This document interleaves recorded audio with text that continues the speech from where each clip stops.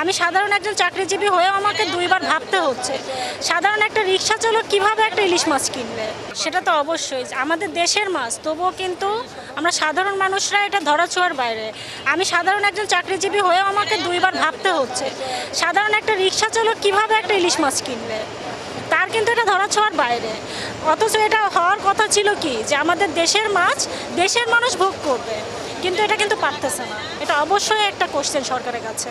যেহেতু বর্ষার মৌসুমে ইলিশের চাহিদাটা বেশি থাকে, সরবরাহটা বেশি থাকে, সে তুলনায় কিন্তু যেহেতু কারণ বাজারে কিন্তু আপনার মাছের দাম তুলনামূলক কম থাকে, সেখানে এসেও দেখছি যে আপনার মাছের দাম কিন্তু তুলনামূলক বেশি।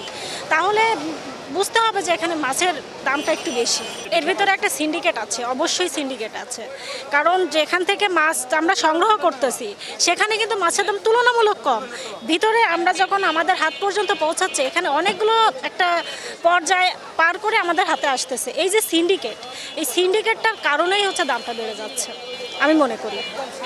আমাদের দেশের নিম্নবিত্ত মানুষ যারা বাজারের পাশ দিয়ে যাওয়া আসা করে, তারা ইলিশ মাছ আমাদের দেশের জাতীয় মাছ দেখলে মাঝে মাঝে চিন্তা করলে কেমন ফিল হয়? আসলেই খারাপ লাগে। তখন নিজের কাছে মনে হয় যে তাদের জন্য যদি কিছু করা যেত হয়তো ভালো লাগতো, সত্যিই ভালো লাগতো।